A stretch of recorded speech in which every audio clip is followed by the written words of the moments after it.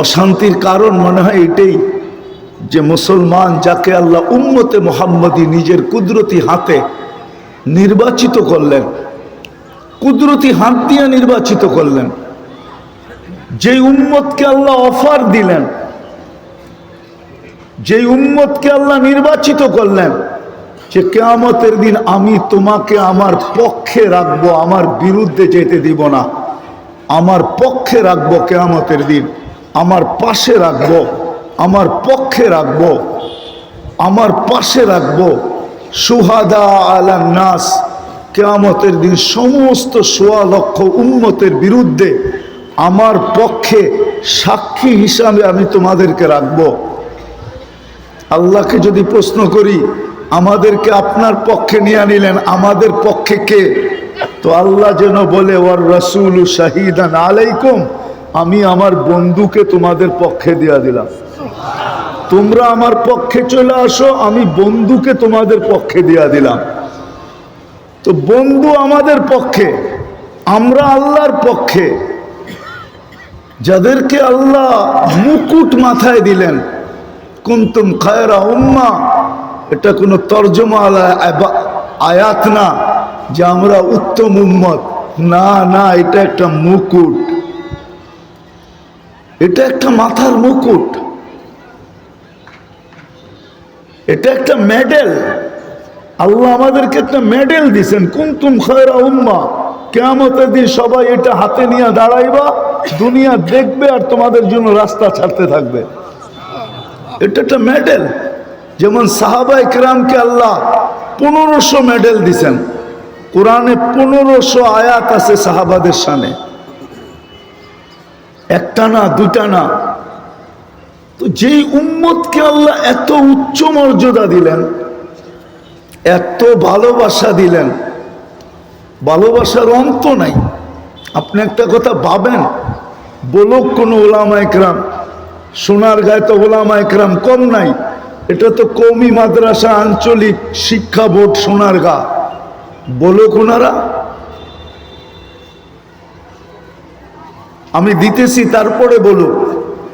আল্লাহ তো এই উম্মতের জন্য সারাদিন হাত প্রসারিত করে বসা থাকে, যেই উম্মত আমার কাছে তওবা করুক, আমি এদেরকে বুকে লাগাই।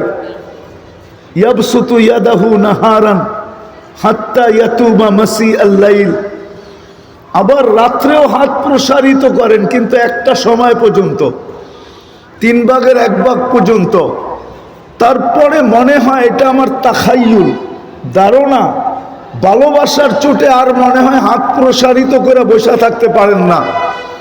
প্রথম আকাশে নাইমা চলে আসেন, যে এতক্ষণ তো প্রসারিত করলাম, আসলো যা আসলো আসলো, বাকি তো আসলো না, চলো আমি নিজে প্রথম আকাশে চলে যাই, ডাকা শুরু করি, দেখি ডাইকা কয়জন পাই। আল্লাহ তো ডাকা শুরু করে। তাহলে এই উম্মতের সাথে কতটুকু ভালোবাসা। কোন উম্মতের জন্য এই হাদিস আছে কিনা আমি জানি না, ওলামা বলতে পারবে। এই হাদিস তো আমাদের নবীজি শুনাইছেন, কোন উম্মতের নবী তো এই হাদিস শুনান নাই। আলহামদুলিল্লাহ, আলহামদুলিল্লাহ, লা নুহসি সানাআন কামা হুয়া আসনা আলা নাফসি।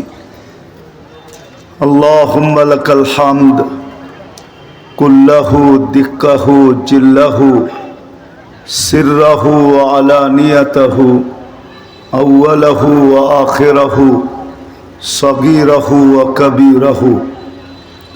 আল্লাহুম্মা লাকাল হামদ কামা ইয়ানবাগি লিজালালি ওয়াজহিক ওয়া আযীমি সুলতানিক। আল্লাহুম্মা লাকাল হামদ হামদান খালিদান মা খুলুদিক দাইমান মা দাওয়ামিক লা মুনতাহা লাহু দুনা ইলমিক ওয়ালা মুনতাহা লাহু দুনা মাশিয়াতিক। আল আহাদুস সামাদ আল্লাযী লাম ইয়াত্তাখিজ সাহিবাতান ওয়ালা ওয়ালাদ খালাকাল খালকা ওয়া আহসাহুম আদাদ رفع السماء بقدرته بغير عمد بسط الأرض بقدرته على ماء الجمد قسم الرزق فلا ينسى من خلقه أحد ولم يكن له كفوا أحد الأول والآخر الظاهر والباطن وهو على كل شيء قدير والصلاة والسلام على حبيبنا وقطعة كبدنا مصطفى مجتبى محمد رسول الله صلى الله عليه وسلم وعلى آله وأصحابه وأتباعه ونائبه صلاة وسلاما تنجينا بها من جميع الأحوال والآفات وتقضي لنا بها جميع الحاجات وتطهرنا بها من جميع السيئات وترفعنا بها عند الله أعلى الدرجات أما بعد فأعوذ بالله من الشيطان الرجيم بسم الله الرحمن الرحيم ذلك الكتاب لا ريب فيه هدى للمتقين وقال رسول الله صلى الله عليه وسلم سيأتي على أمة زمان يكون همة أحدهم منه بطنه ودينه هوى أو كما قال عليه الصلاة والسلام কওমি মাদ্রাসা আঞ্চলিক শিক্ষা বোর্ড সোনারগাঁয়ের কর্তৃক আয়োজিত উক্ত ইসলামী মহাসম্মেলনের সম্মানিত সভাপতি, উপস্থিত উলামায়ে কেরাম, এলাকা থেকে আগত মুসলমান ভাইয়েরা, জানি না শোনার সুযোগ আছে কি নাই, যদি থাইকা থাকে তো পর্দার অন্তরালে মা ও বোনেরা, কুরআন হাদিস থেকে যতটুকুই তেলাওয়াত করলাম আশা রাখি একই সামনে রেখে অল্প সময় কিছু কথা রাখব। সাথে সাথে সকলের কাছে করজোর আবেদন, দোয়া করব আল্লাহ আমাকে আপনাদেরকে সকল শ্রোতাকে দিলের কানে চুপচাপ কথাগুলা শোনার সাথে সাথে আমল করার তৌফিক দান করেন।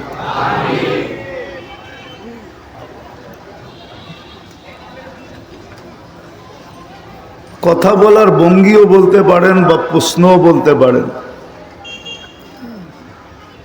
দুনিয়ার সমস্ত আবিষ্কৃত মেশিন চালানোর জন্য যদি কোনো পদ্ধতি থাকে,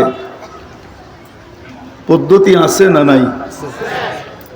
তাহলে যেই মানুষটা দুনিয়ার সমস্ত মেশিন অস্তিত্ব দিল, ওই মানুষটাকে পরিচালনা করার জন্য কি কোনো নিয়ম পদ্ধতি নাই?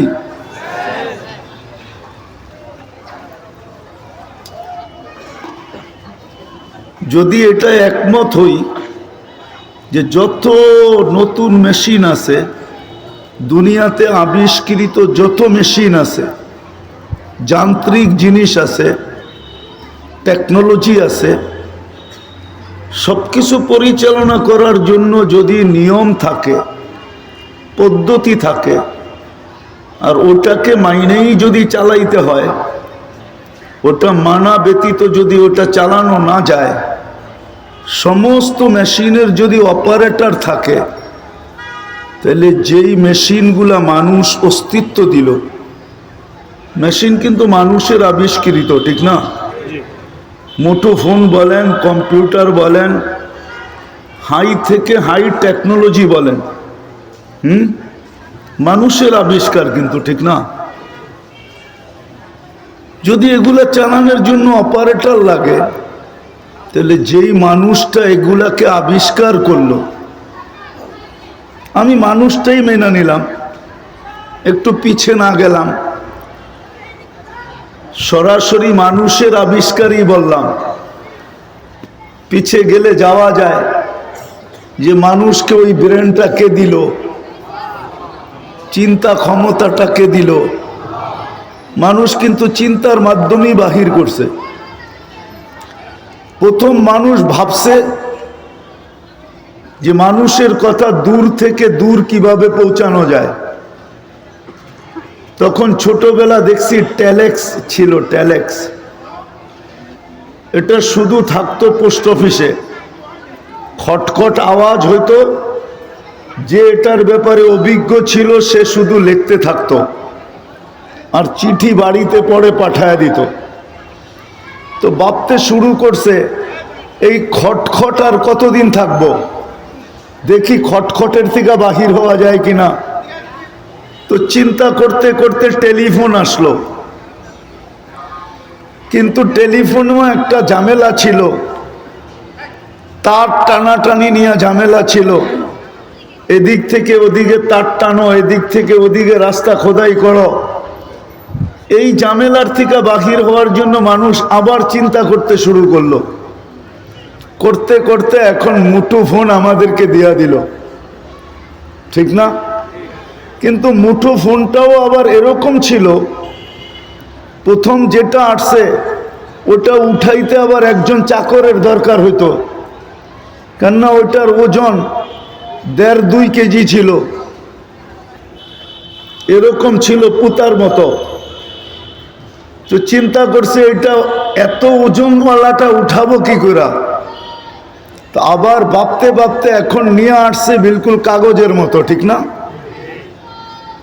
তো যেই মানুষ এই কথা স্বীকারোক্তি দেয় যে সমস্ত মেশিন পরিচালনার জন্য অপারেটরের প্রয়োজন, আর যেই মানুষটাই মেশিনগুলোকে অস্তিত্ব দিল ওকে পরিচালনার জন্য কি কোনো অপারেটরের দরকার নাই? কি মনে হয় প্রশ্নটা বুঝাইতে পারি না? হ্যাঁ, বুঝাইতে পারছি? ওই মানুষটাকে পরিচালনা করার জন্য যে অপারেটরের দরকার, ওই অপারেটরই হলো কোরআন আর হাদিস। ওই অপারেটরটাই হলো আল্লাহ রসুল। এই মানুষটাকে পরিচালনা করার জন্য আজকে দুনিয়াতে বিশেষ করে মুসলমান উম্মতে মোহাম্মদী, মুসলমানের থেকে উম্মতে মোহাম্মদীতে নিয়ে আসলাম। কেননা মুসলমান তো অনেক যুগ থেকে আছে, ইব্রাহিম আলাইহিস সালামের জামানার থেকে মুসলমান চলে আসতেছে। উম্মতে মোহাম্মদী আজকে সারা দুনিয়ায় যে অশান্তির শিকার, যেটা নিয়ে আমরা সারাদিন চিৎকার দিতে থাকি, আসলে চিৎকারের তে আমার মনে হয় আমাদের ভাবনার বেশি দরকার ছিল, চিৎকার কম দরকার ছিল। কেন অনেক সময় দেখা যায় চিৎকার ঘুমন্ত ব্যক্তিকে সজাগ করে। রাগ হয় না, পায়ে হাত রাখি, কিন্তু ওলামা একরামের অনেক সময় চিৎকার ঘুমন্ত ব্যক্তিকে সজাগ করে। তো চিন্তা, আরে চিৎকার, আমাদের চিৎকারের চেয়ে চিন্তা বেশি দরকার ছিল। যে সম্মিলিত চিন্তা, যে কেন উম্মতে মুহাম্মদী আজকে এত পেরেশান, কারণটা কি? কিন্তু যদি কোরআন হাদিস ঘাঁটি, তাহলে কোথাও তো উম্মতে মুহাম্মদীর জন্য পেরেশানির সিগন্যাল নাই। সর্ব জায়গায় তো শান্তি আর শান্তির কথাই লেখা। আপনি কোরআনে দেখেন, হাদিসে দেখেন, উম্মতে মুহাম্মদীর জন্য তো শান্তি, শান্তিরই কথা, শুধু শান্তি আর শান্তি, ইহ জগতে এবং পর জগতে। এইখানেও শান্তিতে থাকবে, কেননা শান্তির সম্পর্ক তো কোনো আসবাবের সাথে না, প্রসাদনীর সাথে না। শান্তির সম্পর্ক যদি প্রসাদনীর সাথে হইতো, তাহলে সেলিব্রিটিরা কেন আত্মহত্যা করত? ওদের ঘর তো প্রসাদনী দিয়ে ভরা, দুনিয়াতে কি নাই ওদের কাছে।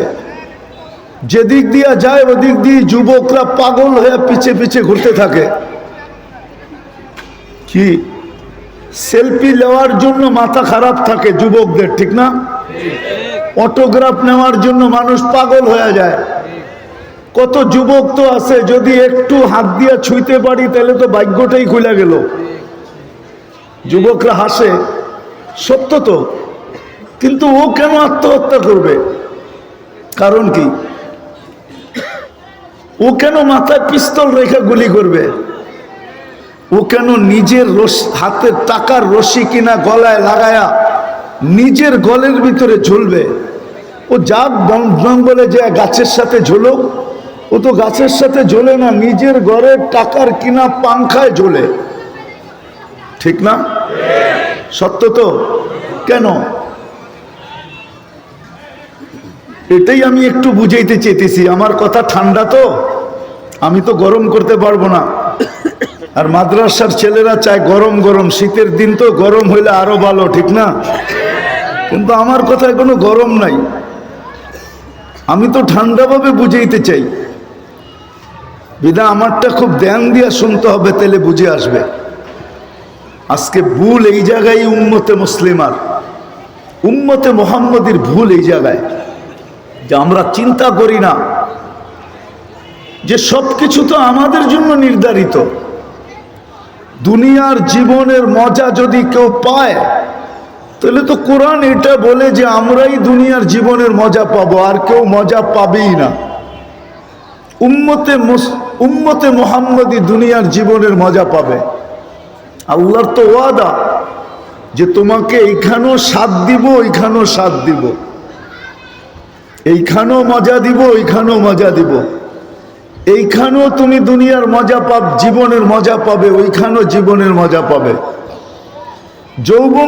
যুবক তো এইখানেও যৌবনের মজা নিবে, ওইখানেও চিরদিন মজা নিবে। এটা তো উম্মতে মুহাম্মদীর সাথে ওয়াদা ছিল, নাইলে কোরআন কেন বলবে হায়াতান তাইয়্যিবা? এটা তো আখিরাতের জন্য বলে না, আখিরাতেরটা তো পড়ে আছে, ওয়ালা নাজজিয়ান্নাহুম বিআহসানি মা কানু ইয়ামালুন। দুনিয়াতে তো সুখের জীবন দেওয়ার কথা ছিল, নিরাপত্তার চাদরে ঢাকার কথা ছিল, উলাইকা লাহুমুল আমান। দুনিয়াতে তো ওয়াদা ছিল আনতুমুল আলাউনা, তোমরা সবচেয়ে উপরে থাকবে। দুনিয়াতে তো আমাদের সাথে ওয়াদা ছিল রিজকুন কারীম, তোমাদেরকে আমি ক্লান্তিহীন পালবো, তোমাদের মাথার ঘাম পায়ে ঝরাইতে দিব না। বরং আরেক হাদিসে তো এটাও সুস্পষ্ট, লারাযাকাকুম কামা ইয়ারযুকুত তাইর, তোমাদেরকে পাখির মতো পালবো। তাগদু খিমাসাম ওয়া তারুহু বিতানা, তোমাদেরকে পাখির মতো পালবো। ইজ্জতের মালা তোমাদেরকে পরায়া রাখবো। কিন্তু আজকে যদি দেখি তো সারা দুনিয়ায় সবচেয়ে বেশি অশান্তিতে যেই জাতি, সেটা হলো উম্মতে মুহাম্মদী। আজকে আমরা সবচেয়ে বেশি অশান্তিতে। কারণটা কি? কারণ মনে হয় এটাই যে আমাদের এই দেহটা সঠিক অপারেটিং হইতেছে না, সঠিকভাবে পরিচালিত হইতেছে না। সত্য তো এটাই। যদিও আমরা চিৎকার দিই, আমাদের চিৎকার হয়। আপনি বলবেন যে মুসলমানের আজকে সংখ্যায় কম, তাহলে 200 কোটি মুসলমান, সংখ্যায় কম কোত্থেকে? আপনি বলবেন বাহ্যিক জিনিস সয় সম্পত্তি মুসলমানের কাছে কম, 70% দুনিয়ার সম্পদ তো মুসলমানদের যাবে।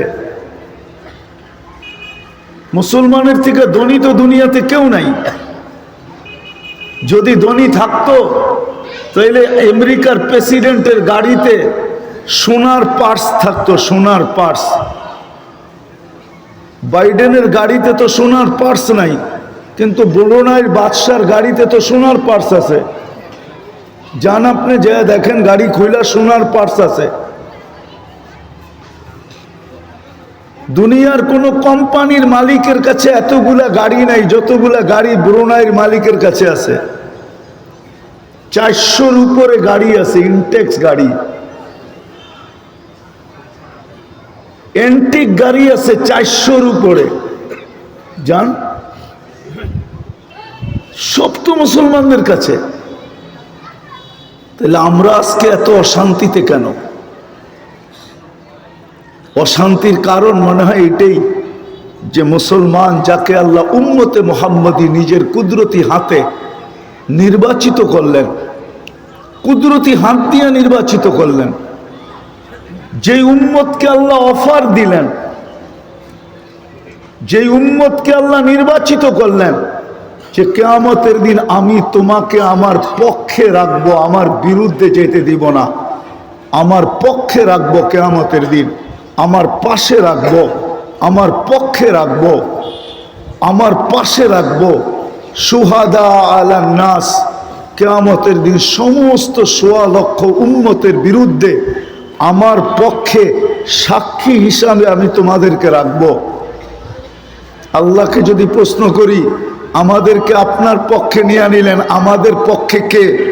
তো আল্লাহ যেন বলে ওয়ার রাসূলু শাহিদান আলাইকুম, আমি আমার বন্ধুকে তোমাদের পক্ষে দিয়ে দিলাম।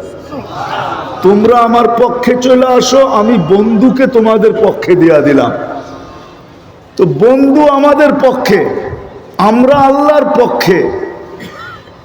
যাদেরকে আল্লাহ মুকুট মাথায় দিলেন, কুনতুম খায়রা উম্মাহ, এটা কোনো তর্জমা আয়াত না যে আমরা উত্তম উম্মত, না না, এটা একটা মুকুট, এটা একটা মাথার মুকুট, এটা একটা মেডেল। আল্লাহ আমাদেরকে একটা মেডেল দিয়েছেন, কুনতুম খায়রা উম্মাহ। কিয়ামতের দিন সবাই এটা হাতে নিয়ে দাঁড়াইবা, দুনিয়া দেখবে আর তোমাদের জন্য রাস্তা ছাড়তে থাকবে। এটা একটা মেডেল। যেমন সাহাবায়ে কেরামকে আল্লাহ 1500 মেডেল দিয়েছেন। কোরআনে 1500 আয়াত আছে সাহাবাদের শানে, একটা না দুটা না। তো যেই উম্মতকে আল্লাহ এত উচ্চ মর্যাদা দিলেন, এত ভালোবাসা দিলেন, ভালোবাসার অন্ত নাই। আপনি একটা কথা ভাবেন, বলুক কোন ওলামায়ে কেরাম, সোনারগাঁয় তো ওলামায়ে কেরাম কম নাই, এটা তো কওমি মাদ্রাসা আঞ্চলিক শিক্ষা বোর্ড সোনারগাঁ, বলুক ওনারা। আমি দিতেছি, তারপরে বলুক।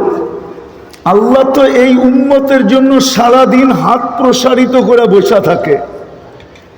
যেই উম্মত আমার কাছে তওবা করুক, আমি এদেরকে বুকে লাগাই। ইয়াবসুতু ইয়াদাহু নাহারান হাত্তা ইয়াতুবা মাসি আল-লাইল। আবার রাত্রেও হাত প্রসারিত করেন, কিন্তু একটা সময় পর্যন্ত, 3 ভাগের 1 ভাগ পর্যন্ত। তারপরে মনে হয় এটা আমার তাখায়ুল, ধারণা, ভালোবাসার চোটে আর মনে হয় হাত প্রসারিত করে বসে থাকতে পারেন না। প্রথম আকাশে নাইমা চলে আসেন, যে এতক্ষণ তো প্রসারিত করলাম, আসলো যা আসলো আসলো, বাকি তো আসলো না, চলো আমি নিজে প্রথম আকাশে চলে যাই, ডাকা শুরু করি, দেখি ডাইকা কয়জন পাই। আল্লাহ তো ডাকা শুরু করে। তাহলে এই উম্মতের সাথে কতটুকু ভালোবাসা। কোন উম্মতের জন্য এই হাদিস আছে কিনা আমি জানি না, ওলামা বলতে পারবে। এই হাদিস তো আমাদের নবীজি শুনাইছেন, কোন উম্মতের নবী তো এই হাদিস শুনান নাই। আলা মিন মুস্তাগফিরিন ফাগফির আগফির আলা। কোন হাদিসের কিতাবে তো, কোন উম্মতের হাদিসের কিতাবে তো আসে নাই। আমাদের বুখারী শরীফই আসছে, অন্য কোথাও তো আসে নাই। তাহলে কতটুক ভালোবাসে এই উম্মতকে। আজকে যতই আমরা চিৎকার দিই না কেন, চিৎকার দিয়ে কোনোদিন সমাধান হবে না। রাগ হয় না, আমি আপনাদের চিৎকারের বিরুদ্ধে না, আবার মনে করেন না যে আপনি চিৎকারের বিরুদ্ধে। আমি বিবেকের পর্দা খুলতে চাইতেছি সাধারণ মানুষের। ওলামা ওলামা, সাধারণ মানুষ সাধারণ মানুষ। আজকে আমাদের অশান্তির একমাত্র কারণ হলো, অশান্তির একমাত্র কারণ আমরা এটার অপারেটিং ভুলে গেছি। আমরা সব চালাই বটে, কিন্তু আমাকে যে চালাইতে হবে, আমাকে যে কোরআন হাদিসের আলোকে চালাইতে হবে, আমাকে যে আল্লাহ আল্লাহ রসুলের বিধান মতে চালাইতে হবে। রব্বে কাবার কসম, যুবক যদি যৌবনকে আল্লাহর বিধান মতো চালাইলো, তাহলে তো এই সুসংবাদ যুবকের জন্য শিরুধার্য যে জমিন দিয়া যখন চলবে, তো আল্লাহ ফেরেশতাকে ডাইকা দেখায় বলবে, ইন্নী উবাহি বিহিল মালাইকা, আমি তোমাদের উপর এই যুবককে নিয়ে গৌরব করি। সেজদায় যখন যাবে, আমি হাদিসের কিতাবের নাম বলতেছি, আপনারা দেখে নেন। ইত্তেহাফাতুস সুন্নিয়া ফি আহাদিসিল কুদুসিয়া, পাইলে পড়ে নেন, মোতালা করে নেন, কিতাবের নাম বলে দিতেছি। সেজদায় যখন যুবক যায় তো আল্লাহ তো ডাইকা ফেরেশতাকে বলে, জাআলা আজলাহু ওয়া মাজালাহু লিআজলি হাদা আবদি হাক্কা, সবকিছু বিসর্জন দিয়া দেখ, আমার কুদরতি পায়ে মাথা ঠেকায়া দিছে, এই যুবক আমার কাছে এ পারফেক্ট বান্দা। ইন্নী উবাহি বিহিল মালাইকা, তোমাদের উপরে আমি এই যুবককে নিয়ে গৌরব করি। যদি যুবক নিজেকে, যৌবনকে পরিচালিত করে আল্লাহ আল্লাহর রসুলের আদর্শ মতো, আজকে সব আছে আমাদের কাছে বটে, বচন ভঙ্গি আছে বটে, কথার ভঙ্গি আছে বটে, চিৎকার আছে বটে, আওয়াজ আছে বটে, সব কিছু আমাদের কাছে আছে বটে, কিন্তু আল্লাহর বিধান, নবীর আদর্শ আমাদের ভিতরে নাই। আল্লাহর বিধান তো বাদেই দিলাম, কেননা কোনো এক ক্ষেত্রে তো তাকাইলে দেখা যায় আল্লাহ মনে হয় নিজেরটা পিছে সরায় নিয়ে গেছেন।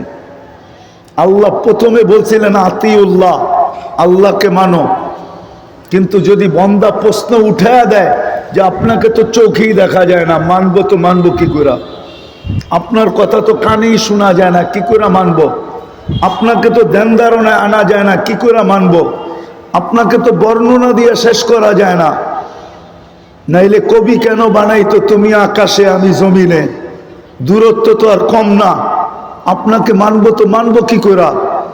বুঝা গেল আল্লাহ পরের শব্দ বলছে আতিউর রসুল, ঠিক আছে আমাকে মানতে কষ্ট হয়, এত দূরত্ব, তোমার ভিতরে সন্দিহান, তাহলে আমার বন্ধুকে মানলেই হবে, আমার বন্ধুকে মানো, এটা তো কাছে, এটা তো তোমার ভিতর থেকেই।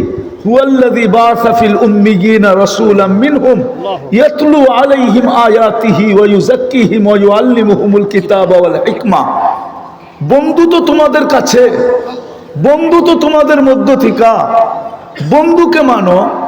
তোমরা আমাকে দেখো নাই, কিন্তু বন্ধু তো আমাকে দেখা গেছে, বিদায় বন্ধুরটাই মানো। আমার মনে হয় মেরাজ এই জন্যই, ওলামা যা বলবে বলবে, আমার কাছে মেরাজ এই জন্য যে মানুষ প্রশ্ন উঠা দিছে, আপনাকে তো দেখি না, মানবো কোত্থেকা, বন্ধু আয়েন তো উঠা, আসেন দেখা যান আপনি। তারপরে উম্মতকে বলতেছি, তোমরা দেখো না, বন্ধু তো দেখছে, বন্ধু তো তোমাদের ভিতর থেকে, বন্ধুকে মানো। আজকে নবীর আদর্শ না মানার কারণে আজকে মুসলমান সারা দুনিয়ায় পেরেশান। পাত্তির জন্য পেরেশান না, পাত্তি বোঝেন? সোনার গায়ে মানুষ ডাকায়া ভাষা বোঝেন না মনে হয়, ঠিক না? আব্দুল গফফার সাহেব তো সোনার গায়েই ছিল রহমতুল্লাহ আলাই, বাড়ি তো সোনার গায়ে, ঠিক না? চিনেন? দেখছেন? না না, অনেকে দেখেন নাই, নিউ জেনারেশন দেখে নাই। আরে এখানে আপনি দেখছেন, এরা তো দেখে নাই, বয়স্করা দেখছে, ইয়াংরা তো দেখে নাই। হ্যাঁ, বেটাই একটা ছিল, ঠিক না? কি যেমন কথা তেমন শরীর, তেমন বেটা আওয়াজ, ঠিক না? ছোটবেলা দেখছি তো আমরা, মাঝে মাঝে থাপ্পড় মারলে চেহারা ভেঙে যেত, ঠিক না? তো যেটা বুঝাইতেছিলাম, পাত্তি তো আছে কিন্তু শান্তি তো নাই। সবই তো মুসলমানের কাছে আছে, কি নাই? কি নাই? দুনিয়ায় মানুষ বলে ব্র্যান্ড, ব্র্যান্ড, ব্র্যান্ডের জিনিস, সমস্ত ব্র্যান্ড তৈরি হয়েছে মুসলমান। আজকে মুসলমান ব্র্যান্ডের জিনিস ব্যবহার করা ছেড়া দেখ, কালকের থেকে সমস্ত ব্র্যান্ড নিজে নিজে বন্ধ হয়ে যাবে। বিশ্বাস হয় না আপনাদেরকে? না হয় না? 20 লাখ টাকার জুতা বাঙালি পরে, নেটে সার্চ দেন, কয় লাখ টাকার? মনে হয় আপনারা জানেন না, ঠিক না? কই থাকেন বাংলাদেশে? হ্যাঁ, এত খবর রাখেন, এটা খবর রাখেন না। নেটে সার্চ দিয়া দেখেন বাংলাদেশে 20 লাখ টাকার জুতা কে পরে। আমি তো মাঝে মাঝে ভাবি, ও মাথায় দেয় না পায়ে দেয়? 20 লাখ টাকা দাম, ঠিক না? কি 15-20 লাখ টাকার রাডু বাঙালি পড়ে, বাঙালি বাঙালি রাডু গড়ি জান। দুনিয়া ঘুরে তো দেখছি কার হাতে রাডু আছে দুনিয়ায়। বিল গেটসের হাতেও রাডু নাই, যে দেখেন মাঝে মাঝে এখন নেটে সার্চ দেন, ওর ছবি আসবে, ওর হাতে একটা গড়ি আছে, দেখেন এটা কি গড়ি, ওটা রাডু না। বিশ্বাস না হয় আমি যুবকদেরকে বলবো এখন সার্চ দিয়ে দেখো, 20 লাখ টাকার গড়ি ওর হাতেও না। ও সারা দুনিয়ার সবচেয়ে বড় ধনী। মাঝে মাঝে তো প্যান্ট পরে একটা নিচে থাকে, একটা উপরে উঠা যায়। মাঝে মাঝে তো ও শার্ট পরে বুতাম একটা ওর নিচেরটা উপরে লাগায় দেয়। দেখেন ওর টি শার্ট কয় টাকার দাম। আর দেখেন বাংলাদেশি এরকম টি শার্ট পাবেন 2.5 লাখ টাকা দিয়ে টি শার্ট কিনছে, নাই? দুনিয়ার ব্র্যান্ড মুসলমান পড়ে, দুনিয়ার সবচেয়ে দামি খাওয়া মুসলমান খায়। আমি যুবকদেরকে বোঝানোর জন্য বলতেছি, তোমরা নেটে সার্চ দাও, দেখো KFC কারা বেশি খায়, ম্যাকডোনা কারা বেশি খায়, সার্চ দাও, এক্ষণ সার্চ দাও, এক্ষণ চলে আসবে। সবচেয়ে বেশি মুসলমান খায়, দুনিয়ার সবচেয়ে বেশি প্রসাধনী মুসলমান ব্যবহার করে। আজকের থেকে মুসলমান মা বোনরা কসমেটিক ছেড়া দেখ, কালকের থেকে সব বন্ধ হয়ে যাবে। 200 কোটি মুসলমানের ভিতরে যদি 100 কোটি নারী হয়, এরা সমস্ত কসমেটিক্স ব্যবহার করা ছেড়া দেখ, সব প্রসাধনী বন্ধ হয়ে যাবে। আপনি বলবেন ইউরোপেরা কসমেটিক্স ব্যবহার করে, আপনি নেট দিয়ে দেখাবেন, আমি তো চোখ দিয়ে দেখছি, আপনি আমাকে কি নেট দিয়ে বুঝাবেন? ইউরোপ তো চষতে চষতে কোনো জায়গা নাই যেখানে আমি না চষছি। আমেরিকা বলবেন, অস্ট্রেলিয়া বলবেন, জাপান বলবেন, এত কসমেটিক্স ব্যবহার করে না। এই সোনারগাঁয়ে পাওয়া যাবে প্রত্যেকটা বাড়ি এক একটা কসমেটিক্সের দোকান। হ্যাঁ, কি প্রত্যেকটা বাড়ি এক একটা দোকান না? হ্যাঁ, আর এই এলাকা বলে সব হলো বেশি প্রবাসী। প্রত্যেকবার লাগেজ বইড়া বইড়া আনতে আনতে আনতে আনতে মোটামুটি শোরুম হয়ে গেছে বাড়ি। আপনি আমার সাথে চলেন, আমি দেখাই। সবচেয়ে বেশি প্রসাধনী মুসলমান ব্যবহার করে, কিন্তু অশান্তিতে কেন? এই জন্যই আমার কথা শুরু ছিল, সমগ্র দুনিয়ার যান্ত্রিক মেশিন যদি চালানোর জন্য অপারেটর লাগে, তো যেই মেশিনগুলাই মানুষ আবিষ্কার করলো, ওই মানুষটা চালানোর জন্য কি কোনো অপারেটর নাই? কোনো অপারেটিং দরকার নাই? এটা কিভাবে পরিচালিত হবে? বিশেষ করে উম্মতে মুহাম্মদী, বাকি বাদ দিলাম। বাকির জন্য তো দুনিয়াই রাখা আছে, তামাত্তাউ কালিলান ফাইন্নাকুম মুজরিমুন। এটা তো বাকির জন্য তো এই দুনিয়া রাখা আছে, ওরা এই দুনিয়াতেই পাবে। জান্নাতুল কাফের, ওদের জন্য তো জান্নাত বানাইছে। কমসে কম উম্মতি মুহাম্মদী তো বাবা উচিত ছিল যে আমরা অশান্তিতে কেন? কি কারণে আমরা আজকে অশান্তিতে? যেদিকে তাকান এদিকেই অশান্তি আর অশান্তি, অশান্তি আর অশান্তি। কারণটা কি? উম্মতে মুহাম্মদী হওয়া সত্ত্বেও অশান্তি। কিন্তু কোরআন তো বলে না যে উম্মতে মুহাম্মদী অশান্তিতে থাকবে। কোরআন তো বলে এক কাপড় ঘরে থাকবে, কিন্তু ঘরের সবাই খুশিতে নাচতে থাকবে, সুখের সমুদ্রের ভিতরে ভাসতে থাকবে, সবার ঘরে সুখ থাকবে। একটা নিয়ে আসেন আমাকে, যে সাহাবারা অসুখী ছিল। দুনিয়ার কেউ লেখছে একটা শব্দ? কোন কাফের লেখছে সাহাবাদের সম্বন্ধে যারা অসুখী ছিল? হ্যাঁ, গরিব ছিল এটা লিখতে পারে, গায়ে কাপড় ছিল না এটা লিখতে পারে, পায়ে জুতা ছিল না এটা লিখতে পারে, শততালির কাপড় ছিল এটা লিখতে পারে, কিন্তু অসুখী ছিল এটা লেখার মতো ক্ষমতা মনে হয় কারো নাই। মনে উঠলো এই জন্য বলতেছি। যখন 4 মহাদেশ ওমর রাদিয়াল্লাহু তাআলা আনহুর পায়ের নিচে, তো আশারায়ে মুবাশশারার ভিতরে 6 জন বসছেন। আলী রাদিয়াল্লাহু তাআলা আনহু ছিলেন মশওয়ারার জন্য। তো জিজ্ঞাসা করছে আলী রাদিয়াল্লাহু তাআলা আনহু, কি মশওয়ারা করবে তোমরা? বলছে 4 মহাদেশ আমিরুল মুমিনিনের পায়ের নিচে, সারা দুনিয়ার থেকে প্রতিনিধিরা আসে। উনি যদি একটু কাপড়টা চেঞ্জ করত, কাপড়টা যদি একটু ভালো করতো। তো বলছে দ্বিতীয়, সারা দুনিয়ার লোকগুলো আসে ওনার কাছে, উনি যদি বসার বিছনাটা একটু সুন্দর করতো। তো বলছে তৃতীয় বলো, সারা দুনিয়ার বড় বড় উফুদ প্রতিনিধিরা ওনার সাথে খাইতে বসে, উনি যদি রুটিটারে মোটার থেকে একটু পাতলা করতো। ওনার রুটি তো কেউ খাইতে পারে না। তো আলী রাদিয়াল্লাহু তাআলা আনহু বলতেছে জিনিসটা তো ভালো, কিন্তু মানাইতে পারবা কিনা জানি না, মনে হয় না মানব। তো বলছে আমরা ব্যবস্থা করব। বলে কিভাবে? বলে আমরা দুইজনকে নির্বাচিত করছি, এক হলো আম্মা জান আয়েশা রাদিয়াল্লাহু তাআলা আনহা, আরেকটা হলো ওনার মেয়ে হাফসা। দুইজনকে আমরা ঠিক করছি, দুইজন ওনার সাথে কথা বলবে। কেননা দুজনই আম্মা জান, একজন মেয়ে আবার আম্মা জানো, ঠিক না? হ্যাঁ, উম্মাহাতুল মুমিনিন। আর আয়েশা রাদিয়াল্লাহু তাআলা আনহার তো জুরি হয় না। তো বলছে মুতাকাল্লিম কে হবে? আম্মা জান আয়েশা হবে। তো দুইজন গেছে, যে বলছে আমিরুল মুমিনিন অভয় দিলে একটা কথা বলতে পারি। বলছে কি? বলছে 4 মহাদেশ আপনার পায়ের নিচে, দুনিয়ার বড় বড় ব্যক্তিত্বরা আসে, আপনি যদি কাপড়টা একটু চেঞ্জ করতেন, একটা ভালো কাপড় পরতেন। চলেন, এটার আগে আরেকটা কথা মনে উঠছে অনেকদিন পরে।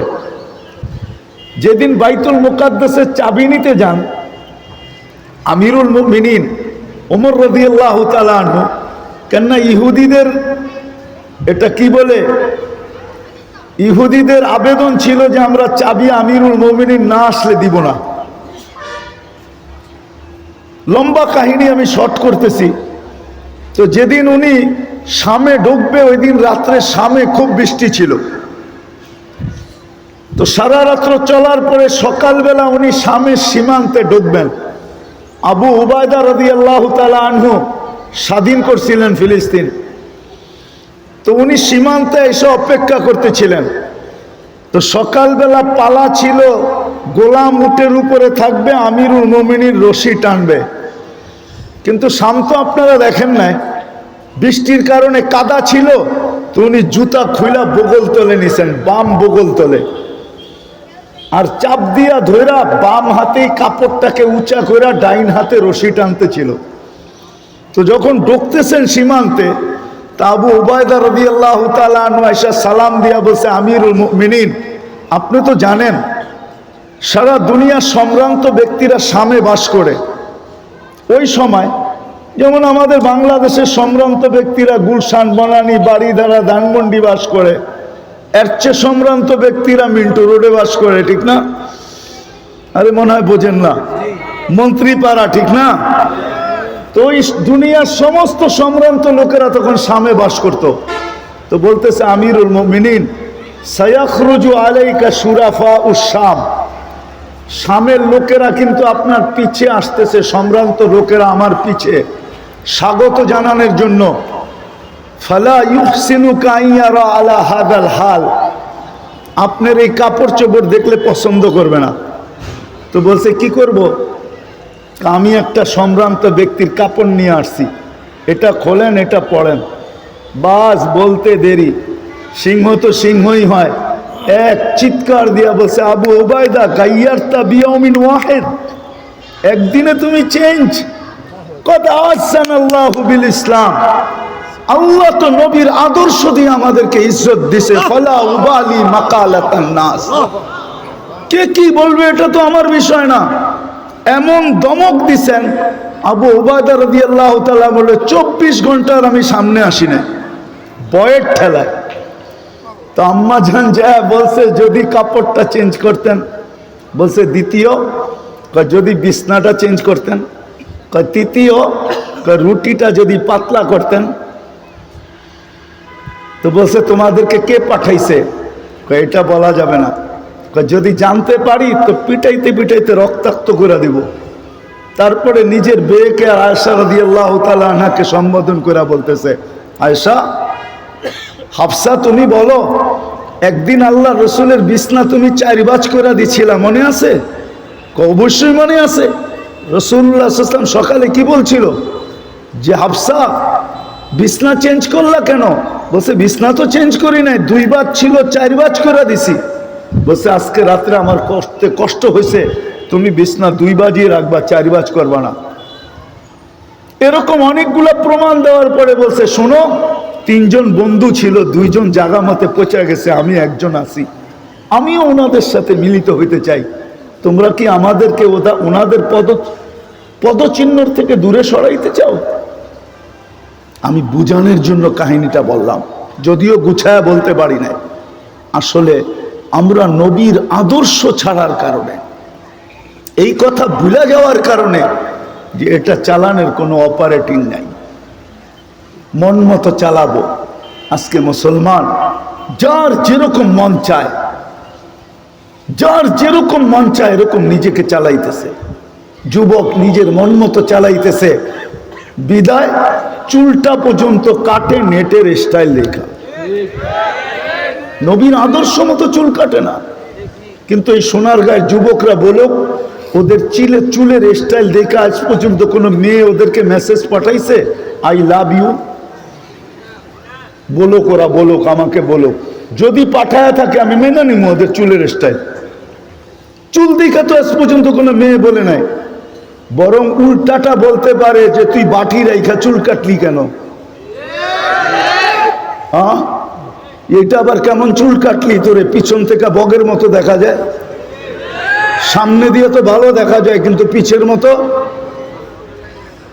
আমার তো মনে হয় না যুবক, তোমাদের পায়ে হাত রাখি, রাগ হও না, বলো তোমাদের চুলের স্টাইল দেখা কে তোমাদেরকে বলছে আই লাভ ইউ? হ্যাঁ, কে তোমাকে কোনদিন ফুল দিছে 14 তারিখে যে চুলের স্টাইল দেখা? তোমাকে যদি লাভ ইউ বইলা থাকে তো তোমার যৌবন দেখা বলছে, তোমার রূপরেখা দেখা বলছে। তুমিও যদি কোনো মেয়েকে বইলা থাকো তো ওর রূপ দেখা বলছো, চুলের স্টাইল দেখা তো আজ পর্যন্ত বলে নাই। তাহলে যুবক কেন চুল কাটবে নেটের স্টাইল দেখা? 100 টাকার চুল কেন 500 টাকা দিয়ে কাটবে? ওর তো উচিত ছিল 100 টাকার চুল 100 টাকা দিয়ে কাটবে, 400 টাকা দিয়ে বন্ধু করে নিয়ে মিষ্টি খাবে, আর পরে একটা ফুলের মালা পরে চলে আসবে। সবাই যদি জিজ্ঞাসা করে চুল কাটা মিষ্টি আবার ফুলের মালা, কয় কেন লাগাবো না, আমি নবীর আদর্শ মতো চুল কাটছি, কিয়ামতের দিন হাত পাতার সুযোগ হবে, নবীজির কাছে হাত পাততে পারবো, আপনার স্টাইলে চুল কাটছি, আমাকে কি দিবেন? আর আল্লাহর তো ওয়াদাই আছে, নবীর আদর্শে যে আদর্শবান হবে তাকে সুখ দিবে, তাকে শান্তি দিবে। আজকে তো নবীর আদর্শ আমাদের ভিতরে নাই, না আছে? হ্যাঁ, সবাই নিজের মন মতো চলতেছে, অথচ দেহটা আল্লাহর দেওয়া। কার দেওয়া? কে দিছে এই দেহ? অস্তিত্ব কে দিছে? আমাকে সাজাইছে কে? 24 ঘন্টা আমি কাঠটা ভোগ করি, কাঠটা বলেন না। অক্সিজেন কান নেন? আপনাকে কিডনি, আপনাকে ডেলি ডায়ালিসিস কে করে? কুদরত দিয়া। হ্যাঁ, ডেলি আপনাকে 80,000 বার কার্বন ডাই অক্সাইড কে বাহির করে? কোনো মেশিন? সবই তো বুক করি আল্লাহর, সবই তো আল্লাহর বুক করতেছি।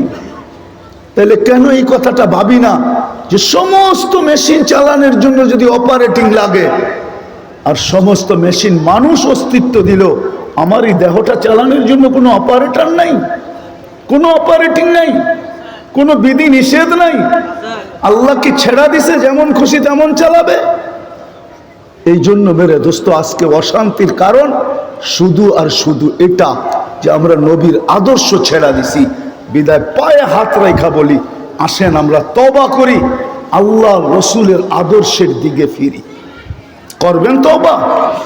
কোরআন এটাই বলতেছে, ওয়াইন তাবু ফানা হাবিবুহুম, তওবা করতে দেরি, তওবা করতে দেরি, তওবা করতে দেরি, আমি তোমাদের বন্ধু হইতে দেরি হবে না।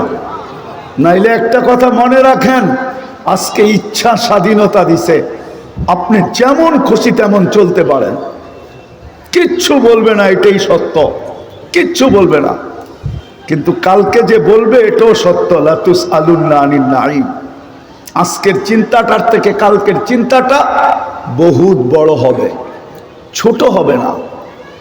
কালকে কিন্তু আপনাকে প্রশ্ন উত্তরের সম্মুখীন হইতে হবে। জবাবদেহিতা শব্দটা যদি দুনিয়াতে না থাকতো তাহলে দুনিয়া অনেক অন্যরকম হইতো।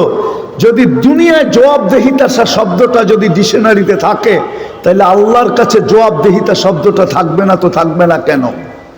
আমাকে বুঝান, যুক্তি দিয়ে বুঝান। দুনিয়ায় যে জবাবদেহিতা একটা শব্দ, এটা যদি ডিকশনারিতে থাকতে পারে, এটা যদি দেশের লয়ে থাকতে পারে, সর্ব জায়গার কানুনে থাকতে পারে, তাহলে আল্লাহর ব্যাপারে থাকবে না। তো থাকবে না কেন? এক ফোঁটা পানির থেকে আপনাকে অস্তিত্ব দিয়ে এতটুকু নিয়ে আসছে, এখন বড় বাপ দেখায় চলেন, ঠিক না? বড় গ্রাফিটি নিয়ে চলেন, কিন্তু চালাইতেছে কে? এই জন্য আসেন আমরা তওবা করি। করবেন? পাক্কা? কে কে করবেন দেখি? তাহলে আল্লাহকে বলেন, আল্লাহ অতীত থেকে তওবা করলাম, আমাদের তওবাকে কবুল করেন। সত্য এটাই, নামান এই উম্মত যতক্ষণ পর্যন্ত তওবা করা নবীর আদর্শকে আলিঙ্গন না করবে, অতদিন পর্যন্ত আমরা চিৎকার দিতে পারি, সবকিছু ঝরায়া দিতে পারি, কিন্তু আল্লাহর ওয়াদা কোনোদিন বাস্তবায়ন হবে না। এই জন্য আমাদেরকে রসুলের আদর্শের দিকে যেতে হবে। আর ওই আদর্শ শিখানোর কাজে কারখানাগুলাই হলো এই মাদ্রাসা। মাদ্রাসাগুলো এই জন্যই, আদর্শগুলাকে টিকায় রাখার জন্য। এই জন্যই উলামায়ে কেরাম বাজি নেন। নাইলে আপনি মনে করেন দুনিয়ার যত সংস্থা আছে সবচেয়ে কম বেতন কারা পায়? ইমাম, মুয়াজ্জিন, মাদ্রাসার হুজুর, ঠিক না? এদের চেয়ে কম বেতন আছে নাকি? বলেন না। কমিটি তো সাফ কয় হুজুররা এত টাকা দিয়ে কি করবে, ঠিক না? কিন্তু ওনার টিপাটিতে খরচ হয় 1 কোটি টাকা, আর উনি কয় হুজুররা এত টাকা দিয়ে কি করবে, ঠিক না? সবচেয়ে কম বেতন কাকদের। অথচ তো সোনার গায়ে যদি অটো চালায় তো ডেলি 1000 কামানো কোনো ব্যাপার না, ঠিক না? সোনার গায়ে কয়জন ইমামের বেতন 30,000 টাকা আছে? না উলুকান্দি মাদ্রাসার কোন হুজুরের বেতন 30,000 আছে? আছে নাকি? অথচ অটো চালাইলে তো 30,000 পাওয়া যায়। অটো চালাইলে ইজ্জত চলে যাবে? কি কয় হুজুরে, অটো চালাইলে ইজ্জত চলে যাবে? হ্যাঁ, হালাল রুজিতে তো ইজ্জত যায় না। আর অটো চালাইতে হলে আমেরিকার থেকে ডিগ্রিও আনতে হয় না, ঢাকা ইউনিভার্সিটির থেকে মাস্টার্সও করতে হয় না।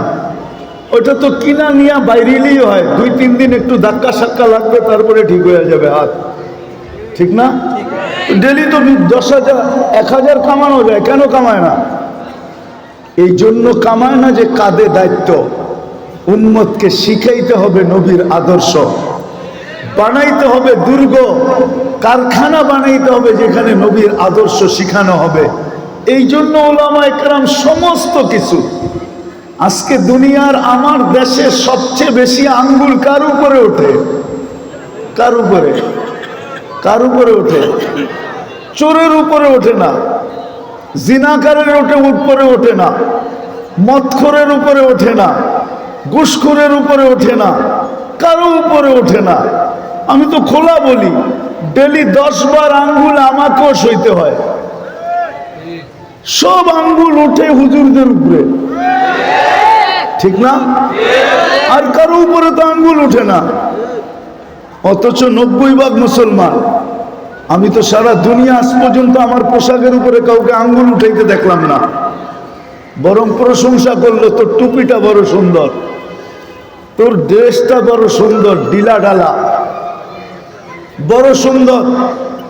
শতবার শুনলাম বিদেশে, কিন্তু আমার দেশে তো ডেলি আঙ্গুল 10 বার আমাকে দেখতে হয়। সবচেয়ে বেশি আঙ্গুল তো হুজুরেই সহ্য করে, ঠিক না? না সহ্য করে না? সহ্য তো করে, তারপরও কেন দুর্গ বানায়?